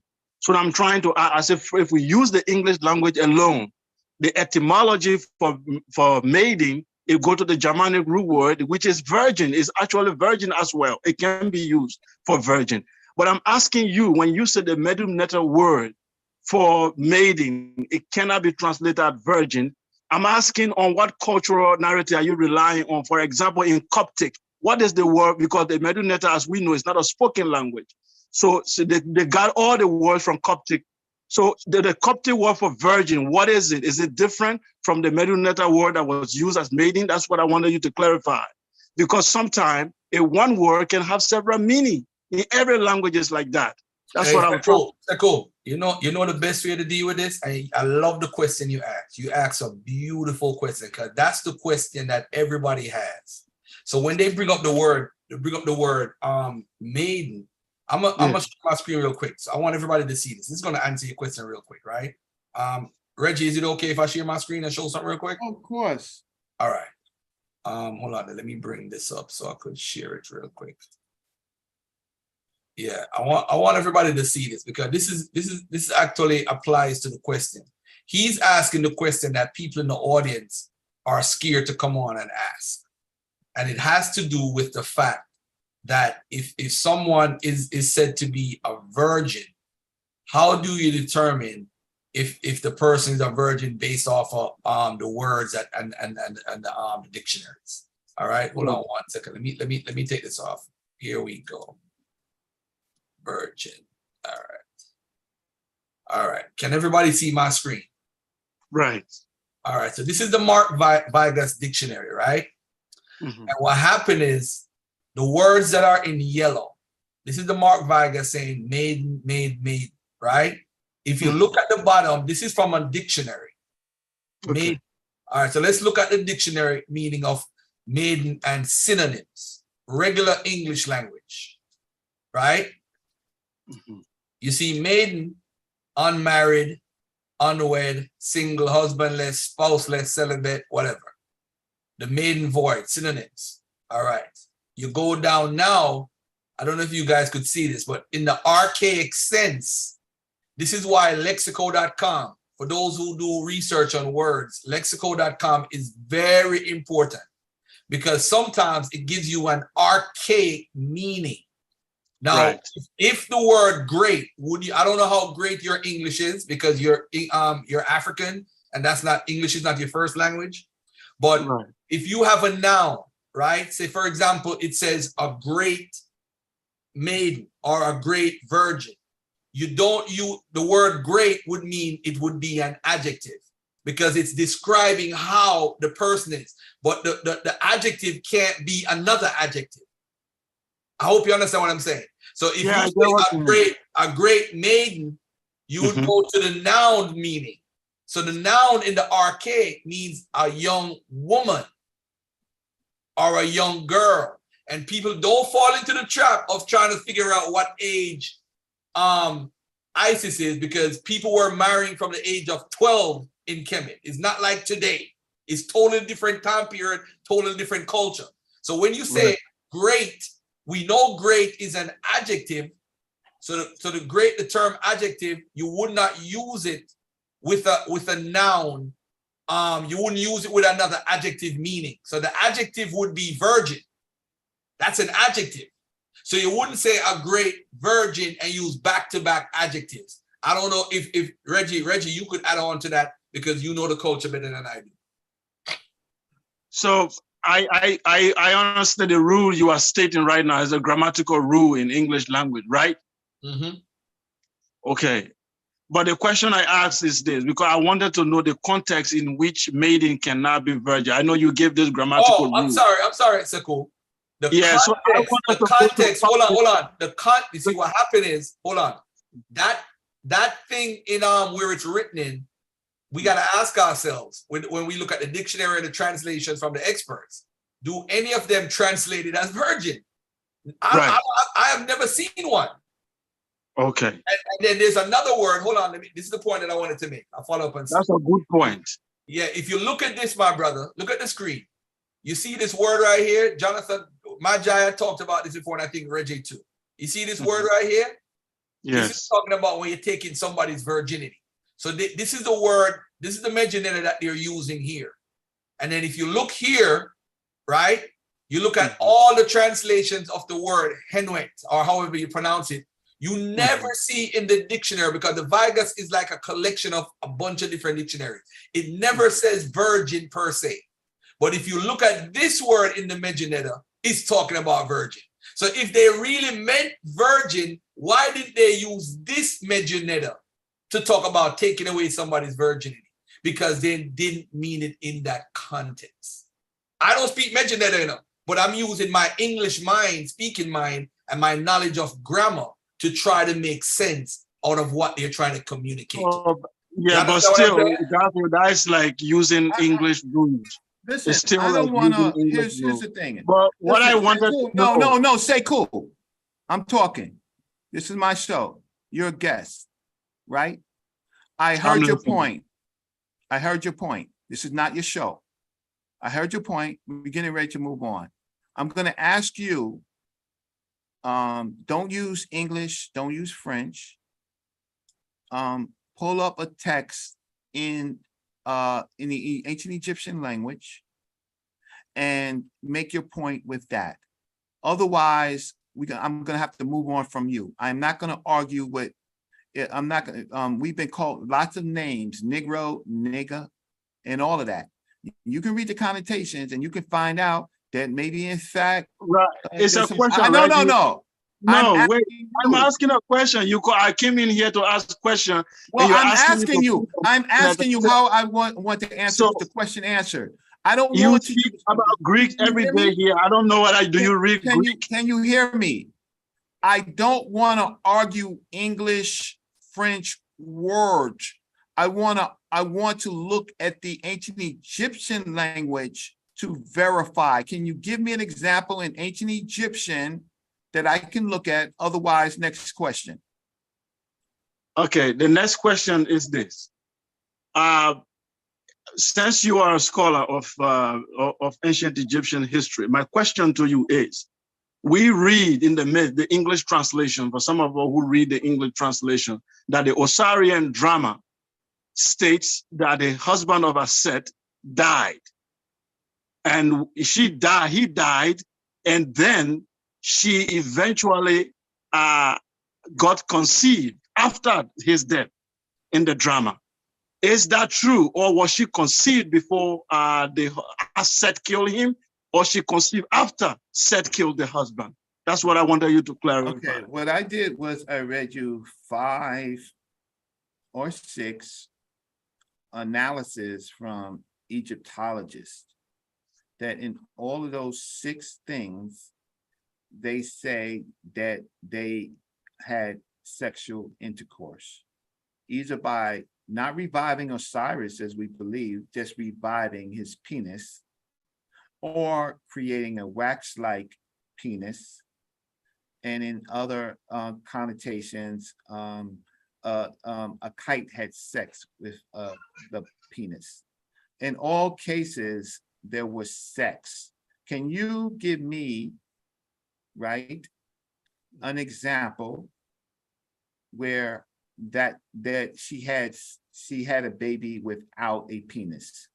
Okay, now Reggie, we are not having an argument. I am asking a question for you to clarify. It's not I'm debating you. I'm asking whether she had this baby after the husband died. It was after. It was after. So if someone got pregnant by a dead person, is that natural? No, because it's mythology. It's magical sex, bro. No, within mythology is to assume you create character that look real. We are not saying they are result of dream. Right, but in bro, dream, she did create a penis though. She created. Yeah, so when she created a penis in the mythology, that's how she got the semen, and that's how she got the semen, bro. After the death of her husband, right? Yes. Necrophilia. Then what are we debating now? We're debating nothing. What you're doing is, good brother, I asked you for examples. In my presentation, gave you 5 statements from Egyptologists. I gave you the Medu-Neter word, right? I showed you a primary where Geb is the father of gods and is going to insert his seed into the child. And you give me nothing. Okay, I think I'll go out of the chat now. Thank you very much. I think my question has been answered. Now tonight, I know Aset got pregnant after the death of Asad. That clarifies it for me. Yeah, because I read those texts. You can read my presentation. It's nothing I said. I sourced back the text and I showed you the text. And then the problem was that no one understands is when I showed you as Cleopatra as Isis, right? She had sex with Caesar to produce Caesarion, and she is Isis. So that we know that sex is a part of ancient Egyptian and even later Egyptian until the Christian time period where they remixed. I'm not trying to be mean, but I don't like my time wasted when I actually showed it in the presentation. It'd be different if I say, let me show you now. I showed it in my presentation. So I guess I don't speak English, so I was just you was doing something else. I showed sources. Next question. Eddie King, what's up? Eddie King, you up? Unmute your mic, bro. Peace. Can you hear me now? Yes, sir. Loud and clear. How you doing? I'm doing good. I love the presentation. I just had a quick question for Reggie. I've been following him for a long time, and I love his scholarship. You know what I'm saying? But my question was because I've always heard Reggie say that in Egypt there weren't any gods, and that the gods represented principles. So my question was, Asar, Aset, and Haru. What would those principles be in regards to those gods? What characteristics would those gods actually be? Asar is a rejuvenation. He is associated with the seasons, the goings on the earth, the different seasons, and the crops. And he is promoted in the story as to deal with the question that humans have, which is the afterlife. Okay. So he becomes not the main god or concept or principle in Egypt. He's not associated with creation. That's the other ones, the Ptah, the needs, the Aten, the Amen, right? The Atum. Those are associated with creation. There's only one, and then there's lower creations like the creation of a man with Canaan. So Asir is resurrected created to solve a problem about what happens in the afterlife. What happens to humans in the afterlife? And Aset is in the story as the great mother. She is the one who is totally committed, divinely committed to her family. She's a great mother, and she has an action part. She fights with her husband's assailant. He tries to rape her. She mourns for him. She cries to her sister. They come to a plan of how she can have a birth in the story. It's not real. In the story to give humans an idea that women can fight for their families. And Horus is the boy king. He becomes the ruler. In some of the other stories, before he becomes a ruler, he's sloppy. He's making mistakes. He just thinks that he's his father's son and he should rule, and he has to learn how to rule. Kings have to learn how to rule. So these are stories that help kingship ideas in Africa in general, right? A boy becomes a warrior, right? He has to fight against his own family sometimes. And in ancient Egypt, that in fact happened many times. But Egypt solved that problem really by one king at a time. And they were very hard on people who contested the living king. So they didn't have too many social revolutions. So the story worked well in Nubia or Kush, Nubia, and ancient Egypt to have one king at a time and few contests that would destroy the people and cause wars. up until the intermediate periods where there were no heirs, like for example, Pepi II, and then Egypt went into chaos. Everybody thought that they could be a king, and they fought to the death. And so you have like 100 kings in a small period, living and dying until it's whittled down to 3 contestants on around Aktefi, the Thebans, and the descendants of Keti. And the Thebans Mentuhotep beat the child of the Nusut, what they call the child of the Nusut. That's the Keti people, Merikari people. And then they create this story called the Assyrian story. They put the pieces together, and you have the coffin text that has more funerary stuff for everybody, and then that goes to the Persian Herald. Hey, brother Reggie. Peace and love. Hey, ladies and gentlemen, please. I'm gonna say his Cash App is Reggie Marbury, $ Reggie.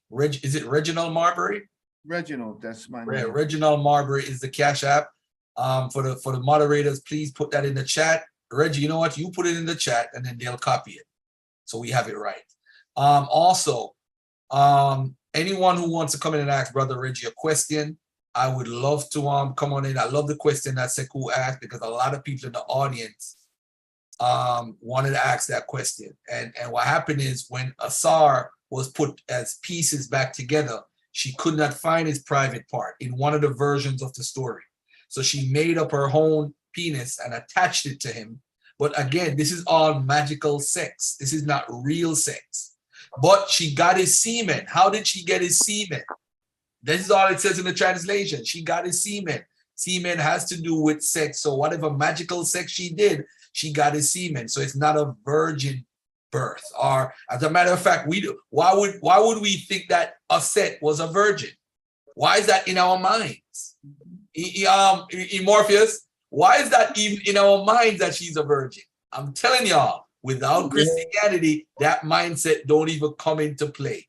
Y'all are Christianizing Kemetic thought, which is superior, in my opinion, to the thought, because it's an African thought. It's superior than the thought of the Levantine region. It's superior because it's an African thought that throughout the continent. But we wanna compare and contrast with somewhere that's not so, that we are superior to. We're the A side, and you want to compare us to the B side. But anyway, go ahead, my brother. Yeah. So Yo, peace. Hey, Reg. hey, what's up? What's up, man? Peace, man. Let me ask you a question. Is there only one rendition of the story, or is there multiple, like, does the story change in different time periods? Or, you know what I mean? Is it like linear? Is it consistent through every, period? Or is there different renditions of that story? Yeah, it's like Alibaba and the 40 Thieves told the way that, Arabs would sit down and tell stories, and a different person would put a different spin on a story, right? And it changes. We don't have any, we know that during the pyramid text, Asar is mentioned in the pyramid text. And then we have fragmentary pieces to deal with kingship. And then we do have some pieces that actually deal with the next story of filling in the blanks.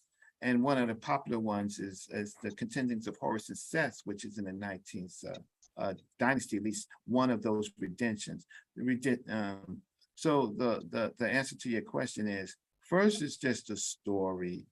Yes, it's many different versions of the story, but in all the stories, a set has intercourse, right? That is the point of my conversation today. The virgin thing, it has something to do with some other groups of people, but Anath, who even is in the Contenders of Horus and Seth, and she's a virgin. So you get these connotations put in the story, and someone tells it a different way. But the indigenous writers, the major point was that Seth represented the foreign, the foreign people, an African who would mess with foreign people for rulership. He's always seen that way, right? Right. And so there's no, Brother Morpheus, there's no one story.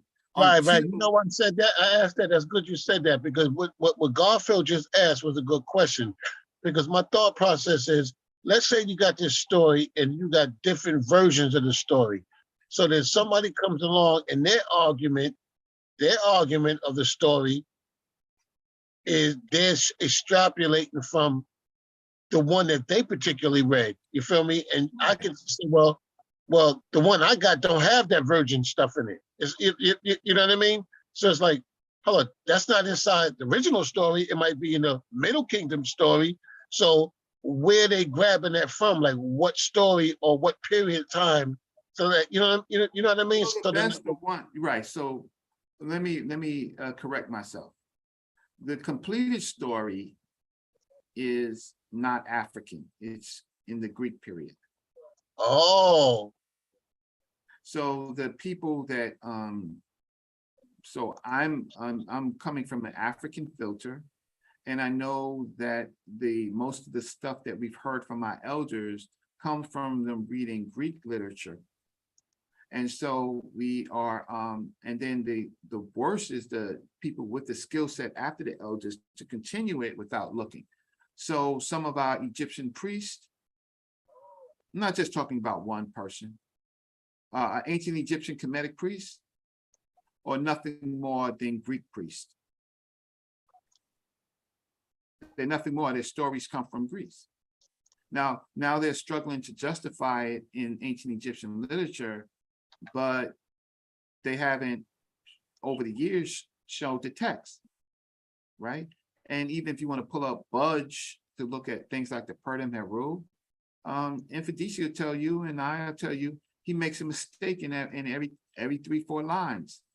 Everybody makes mistakes, but it's not a holy book. His rendition has mistakes, and it's been retranslated by several different people.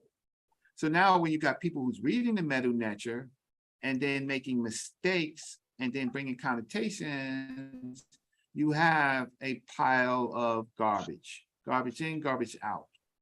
Now, so the answer to your question is the biggest collection is in the Greek and the Ptolemy period, where a lot of these stories are remixed into their period. And a lot of our Suedos actually source those because they come up on Google.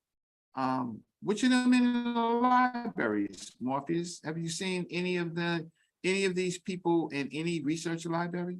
They're not a library, they're Googling stuff. And they're reading books.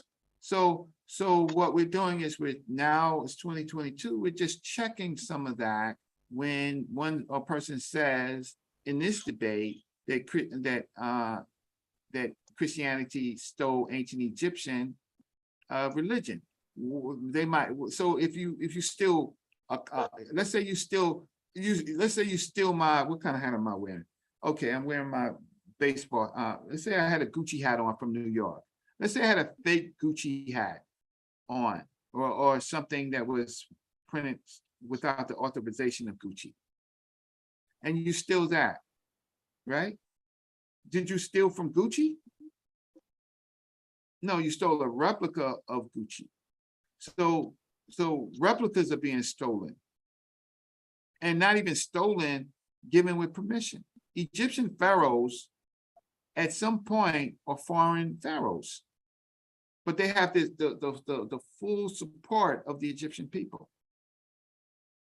How's it stolen? You got Egyptian priests in there dusting statues, doing rituals, writing, saying that he's the great, the strong bull. You have a whole culture supporting a foreign ruler.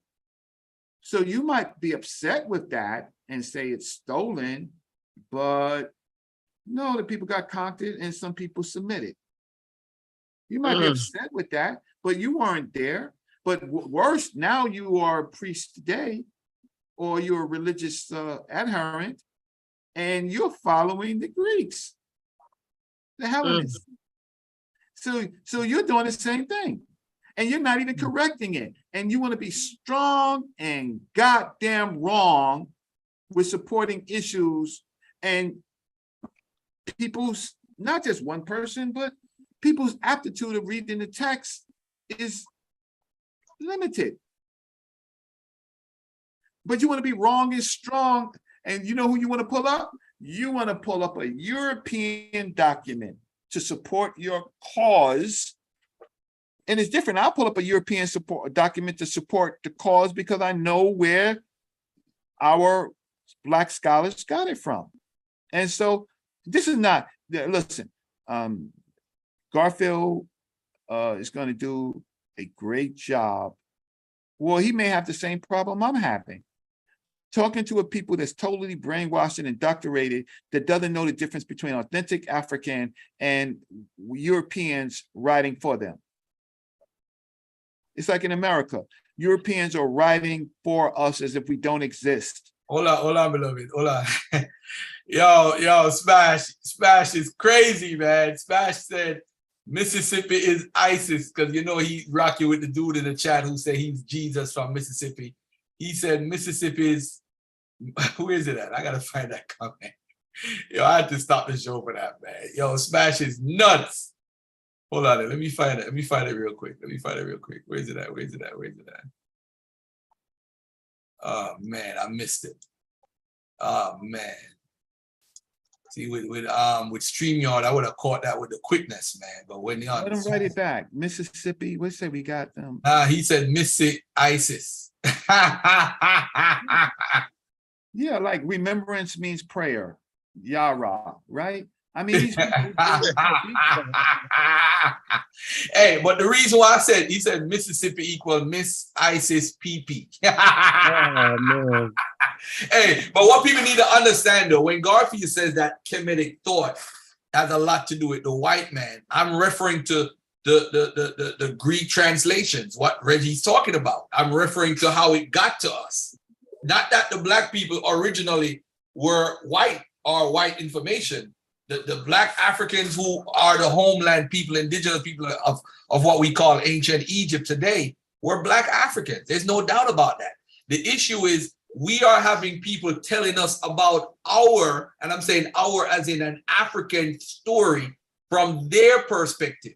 It's like the cult of Serapis. The cult of Serapis is so tricky because Serapis now is a mixture of different traditions, but it's primarily Greek. People don't realize that. It's primarily Greek.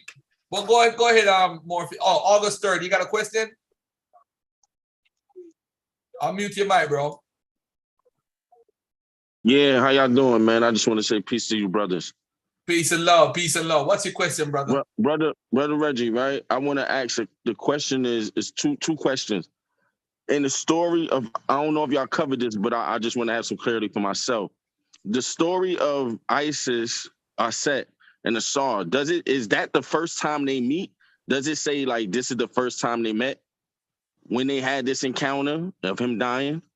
Well, see, that's the problem is that the stories that we do have are in pieces and in fragments. So it's not until the Greek period that you have whole stories. So the pieces in ancient Egyptian directly just talk about things like rulership, the authority to rule, who Asar is when you pass away and you become an Asar. We all become Asars when we pass away, male and females, right? And so they're in fragments, and we do get some pieces, but we don't get this whole love story or tragic story of gods all in one piece until the Greek age, the Hellenistic period. Yeah, and that's including us. See now, ISIS now, and let's say talk about Isis and Cleopatra. You actually had this art imitates life or life imitates art. You actually had this drama play out with Cleopatra, Okay. right? Right. So Yes. so my second question, right, is if it doesn't state, this is the first time, then why do people assume that they never had sex prior to him dying?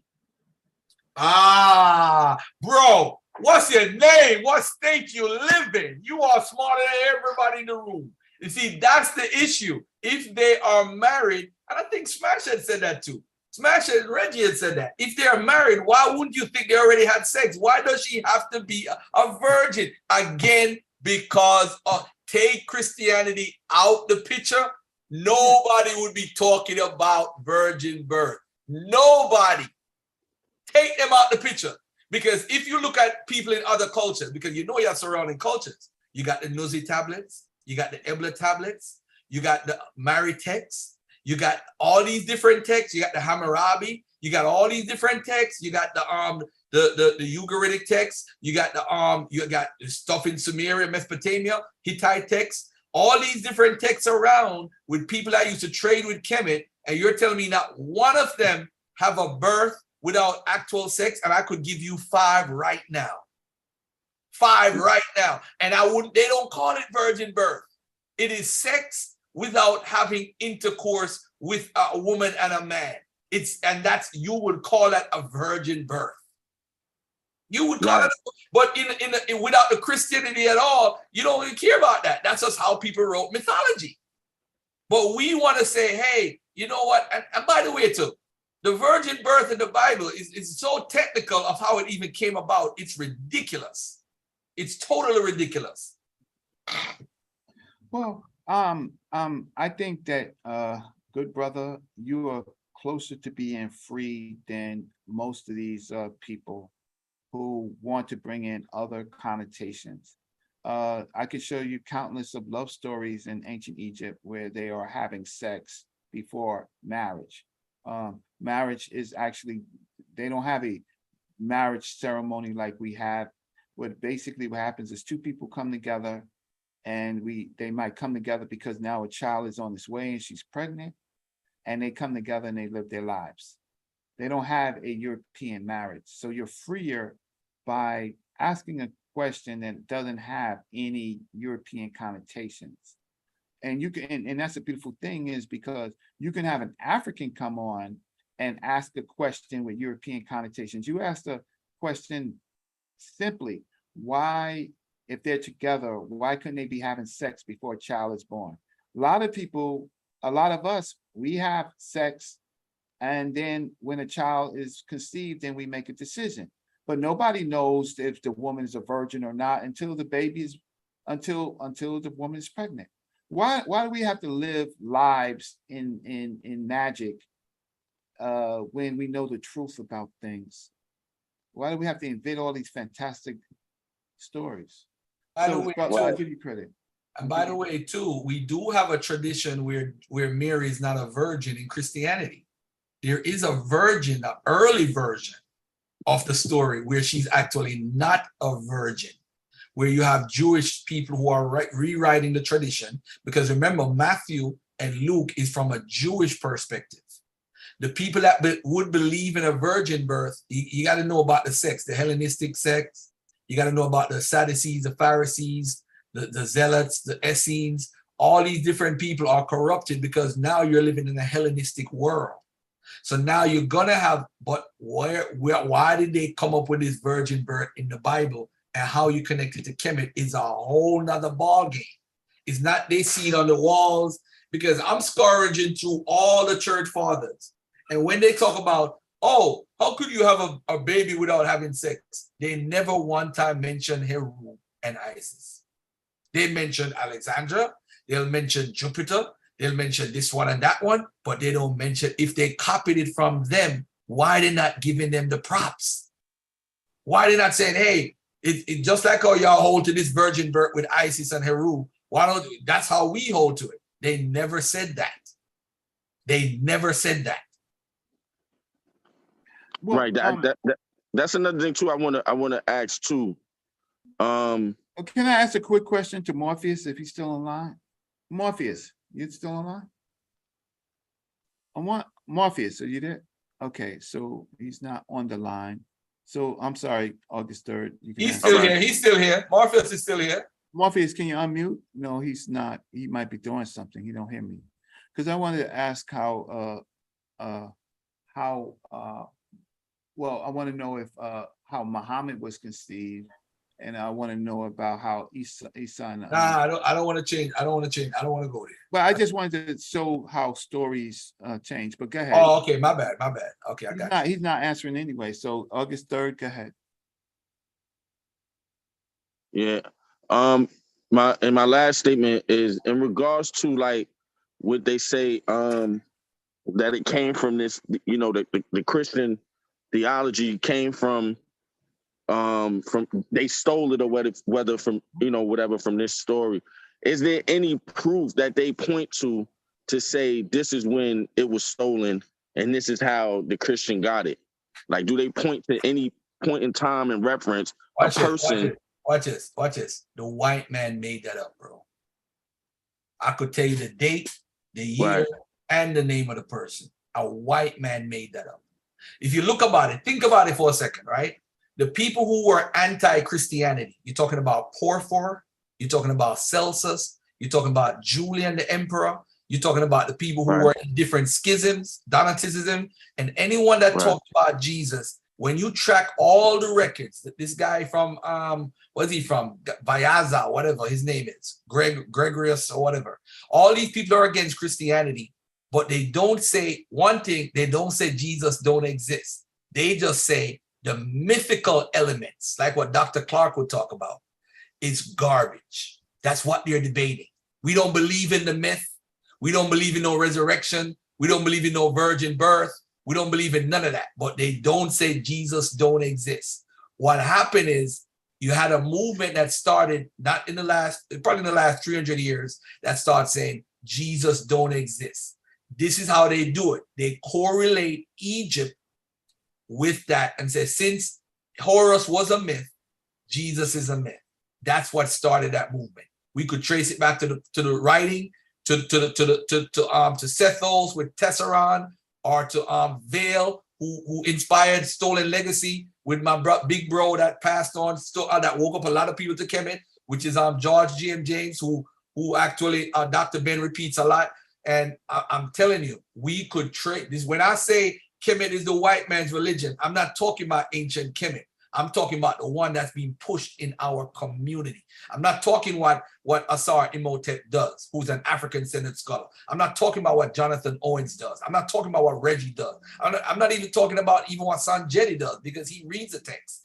I'm not even talking about what Wujawu does. I'm talking about the people who are commercializing, who have made up a whole system. You're talking about the Rosicrucian Society. You're talking about Sethos. All these books are fictional writings which people took literally. The Corpus Hermetica. I'm talking about all those writings, again, by white folks who are interpreting Egypt and they couldn't read the text. Plutarch couldn't read the text. When they start looking at the text and say, hey, look at these funny animals. Why they have all these gods with these heads? If you read the writing, you see that they don't know the text. So how are you going to tell us a story about a text you can't even read? You're just basically copying what somebody else said, and then you add it on. That's why the story in Plutarch is more complete than anyone in the history of even ancient Egypt. Go ahead, Brother Reggie. Yeah, so I think you're absolutely accurate, and I think that's why you're the best for this debate. Yeah, because you don't have any how can I say, anemus. But I have been a member of these communities, the scholarship communities, for years. And this Kemetic group is a group of people that sit on the sidelines for the most part. They don't present often, and they present on spiritual things. But here, this is fact finding. This is based on reading the Meta Nature to prove their point. And look, everybody can prove their point. But the fact of the matter is, to say that it was stolen is silly, when Cleopatra is the queen ruler of ancient Egypt, and she's properly coronated. So and she calls herself Isis, and her son is Horus. and he's Caesar, and he's the Son of God. And this brings us right into the periods before Christianity is built or written. And so now we have poor scholarship of people not tracking, who have great education, who don't seem to track the stories to find out where they came from, and then want to say and be strong and wrong to say it was stolen when we don't have anybody saying it was stolen. It was borrowed, it was used, it was accepted, it was absorbed, right? It was loved, it was hated. It was part of how people think. Well, even Dr. Bendo, he talks about how stuff was brought to Kemet. So we say Kemet stole an idea. You wouldn't say that. We would never say that. We Only would say that people adopt ideas that they find that would benefit their culture. And I think there's a lot of things in Kemet they adopted because they felt it benefited their culture. Something they adopted didn't benefit them. One of the things they did was have an open border. They should have been more like Donald Trump, in my opinion. And they wouldn't They're have like charismatic people. So let's get down to it. Church pastors, preachers, priests, or have been the leader of the undisciplined mind. They do all the homework for you, and all you have to do is parrot it. And so charismatic people who are priests, prophets, pastors, reverends, we have not evolved. We have not evolved to do the hard work, and we don't do well in law as a group of people. We don't have a political plan. So listen, I'm not going to be long. I definitely want to take a break. I think I tried for the community. I'm just sum up right now, unless there's another question. I tried for the community to look at the term that is most often associated. I showed several examples. I read texts that are Greek that people subscribe to get their information. I showed in other scholars saying that the African way is to actually have sex. I showed in ancient Egypt that a child is delivered through the penis. The male controls the fertility and not the female. So the emphasis is always on the male, not the female. And so I showed meta-nature text. I showed my sources and citations. I showed Egyptologists that said that it did not, that the myth is false, that they had sex. You can believe what you want to believe. You can be wrong and you're strong, but I'm just going to tell you that you're going to have to source up or shut the hell up. I don't want to hear no gibberish about back and forth about what you think. I ask you, you want to be strong and loud and start talking, show your sources. And guess what happens, Garfield? Then they leave because I'm requiring sources. So hey, Reggie, one thing that's important though, we got to pay many attention to, and the greatness of African culture, because in Egypt, they did a proper process for the dead, which is called mummification. In Christianity, you don't have that. They also had mastabas, which were created for the heads. The Israelites never had that. They never had mastabas, although there's an African context to mastabas before Kemet. We do not see that with Israel. We don't see magic spells, casting of magic spells while people are put to death before in Christianity. In Egypt, this is how Africans would think. They are marrying you with special grave goods when you're going to be buried. And these grave goods, right now in Jamaica, I saw a guy got buried with a BMW. You see, that's to show you how Africans think. You don't see that in Christianity or Judaism. And so just dealing with the afterlife alone, you see a major difference with these cultures. But go ahead, Brother Reggie. no, you're absolutely right. So the African tradition is take your belongings with you, so you can have an afterlife. The Christian version is you don't need your belongings in the afterlife. The Africans are saying, oh hell no, I'm taking I'm taking everything with me. Put that shit in the room, put the food in the room, and I'm gonna live there forever. And the other thing is, people don't know that many of the kings that were mummified, do you know they were mummified with erect penises? King Tut, our favorite boy king, he's mummified with an erect penis. So they want to continue sex. Sex is a major part of what the Africans understood to be human. And so it was something that wasn't looked at bad by women or by men. It's looked at by Christianity and you converts, even you new age, ancient Egyptian converts. You're still converts until you start reading the actual text. Right. So with that said, Garfield, I hope you've seen from my presentation some of the problems that you may occur in a live debate where people don't want to give up their BS. They have no sources, they haven't done any reading, but what they want to do is just talk ish. They want to talk ish and ask, and that some of the people ask good questions and some of the people ask very bad questions when I show the information. They just want to be heard.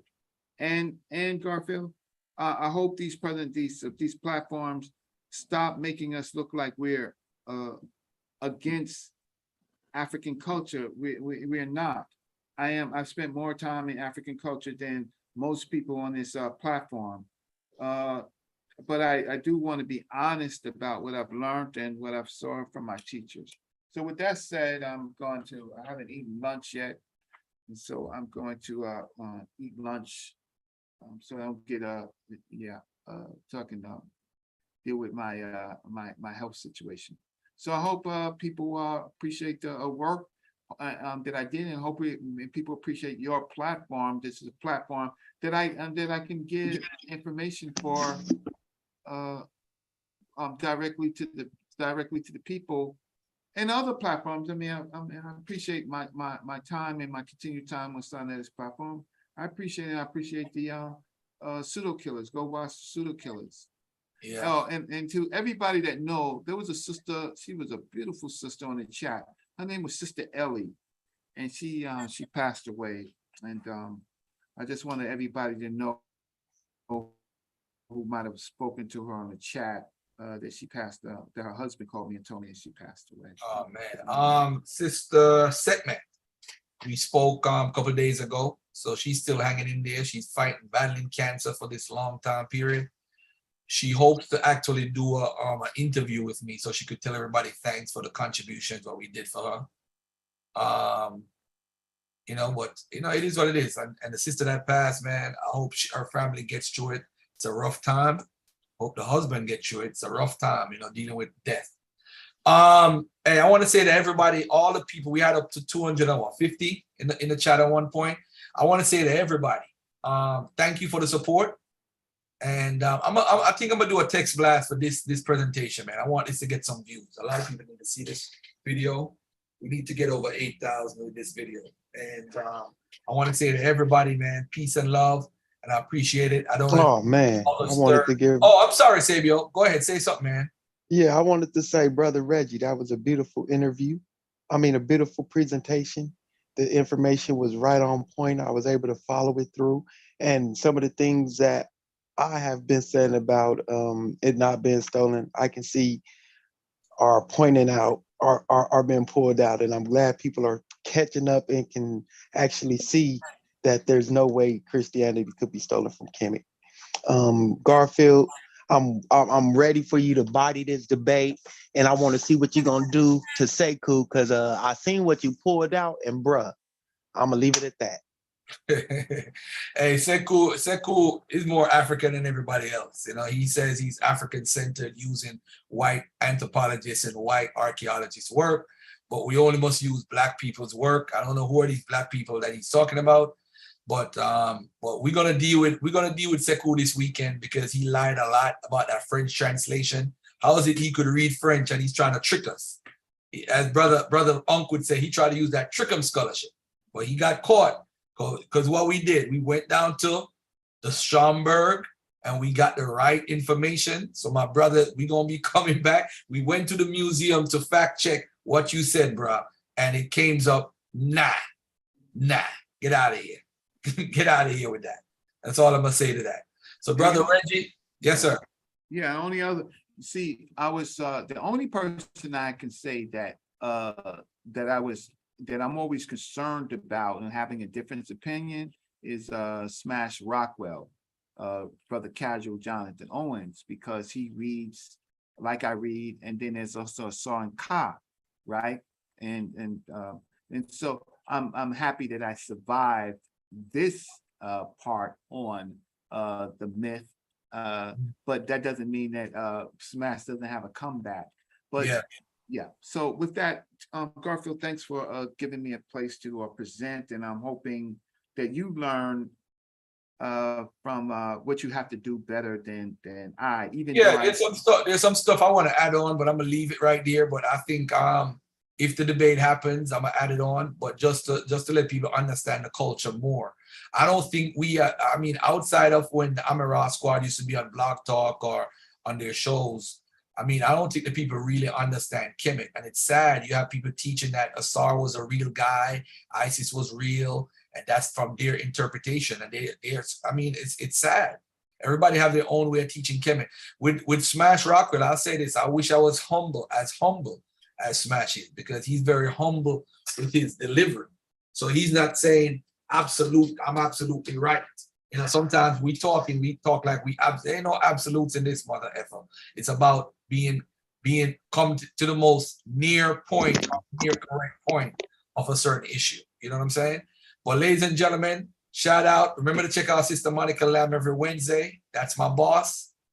And we out of here. I don't know if there's any questions in the chat. Yeah, Morpheus, did you have something real quick you wanted to say before you leave?